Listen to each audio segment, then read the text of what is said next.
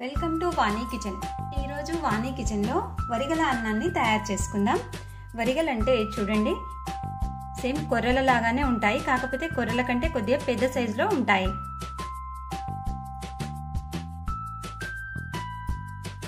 ఇందులో calcium percentage అనేది చాలా ఎక్కువగా ఉంటుంది. ఈ కాల్షియం వలన ఎముకలు అనేది బలంగా తయారు కావడానికి ఈ వరిగలు ఎంతగానో ఉపయోగపడతాయి. అంతేకాకుండా శరీరంలో విటమిన్ B3 అనేది లోపించడం వల్ల స్కిన్ అనేది, చర్మం అనేది పొడిబారడం అనేటువంటిది జరుగుతుంది.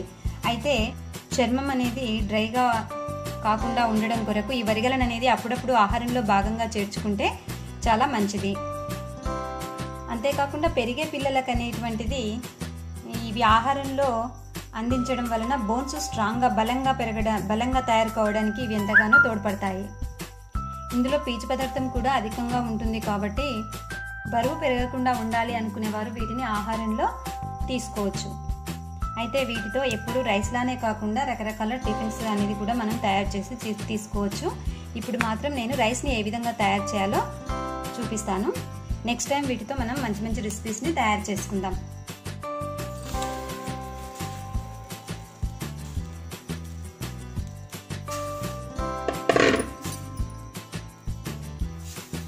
రెండు గ్లాసుల వరిగలను తీసుకుంటున్నాను.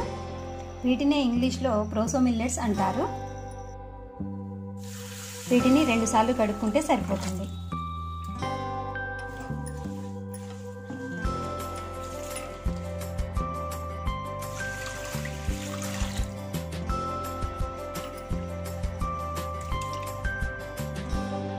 ఇక్కడ 2 గ్లాసుల వరిగలు తీసుకున్నాను కాబట్టి 6 గ్లాసుల నీళ్ళని తీసుకుంటున్నాను.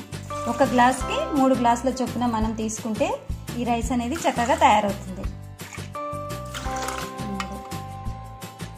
4, 5, 6 ఈ 6 గ్లాసుల నీళ్ళని వేసుకున్నప్పటికీ వీటిని 6 గంటల పాటు నానబెట్టుకుంటే రైస్ అనేది మనకు చక్కగా పొడిగా మంచిగా ఉడికి చక్కగా తయారవుతుంది.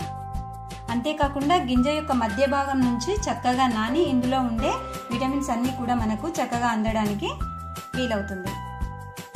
ఇప్పుడు వీటిపై మూత పెట్టేసి ఒక 6 గంటల పాటు నాననిద్దాం. చూడండి, 6 గంటల పాటు ఇవి నానాయి. ఇప్పుడు వీటిని అన్నం తయారు చేసుకుందాం. అయితే ఈ ధాన్యాలు అనేది మనకు కడిగిన తర్వాత నానినట్టు తెలుస్తాయి, కానీ ఈ వరిగలు మాత్రం కడిగినప్పుడు ఎలా ఉంటాయో సేమ్ అలానే ఉంటాయి. కానీ ఒక గింజని నోట్లో వేసుకొని చూస్తే మనకు వెంబడే తెలుస్తుంది నానినట్టుగా, మెత్తగా మనకు పంటి కిందికి అనేది వచ్చేస్తుంది.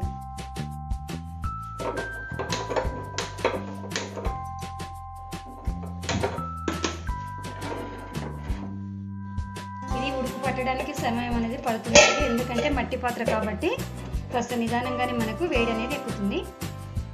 మొదట్లో ఇప్పుడు హై ఫ్లేమ్లో ఉంచి మనం ఉడుకు పట్టిన తర్వాత స్టవ్ని సిమ్లోకి మార్చుకుందాం.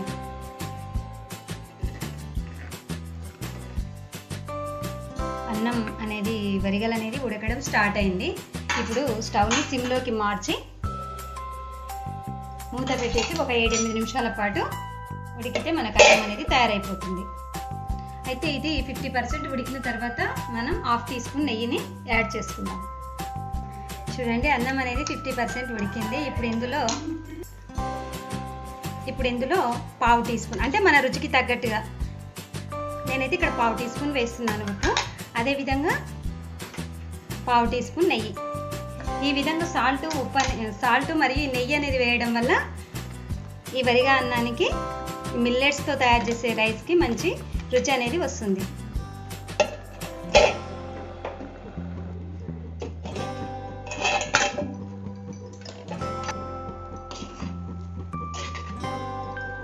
నీళ్ళు అనేది ఏమాత్రం లేకుండా తయారైంది. అయితే ఇప్పుడు స్టవ్ ఆఫ్ చేస్తున్నాను.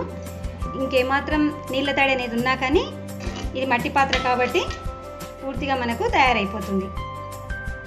ముందుగానే స్టవ్ అనేది ఆఫ్ చేసినా పర్వాలేదు.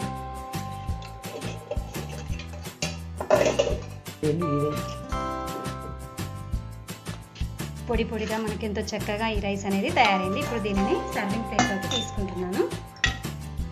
దీనిని పచ్చళ్ళతో తినేదానికంటే కూడా సాంబార్ లేదా పప్పు లేదా ఏదైనా కర్రీ ఈ విధంగా పెరుగుతో తీసుకుంటే ఆరోగ్యానికి ఆరోగ్యం ఉంటుంది, రుచి కూడా బాగుంటుంది. ఓకే ఫ్రెండ్స్, మరి ఈ వీడియో కనుక మీకు నచ్చినట్లయితే లైక్ చేయండి, షేర్ చేయండి, అదేవిధంగా నా ఛానల్ని సబ్స్క్రైబ్ చేయగలరు. Thank you for watching.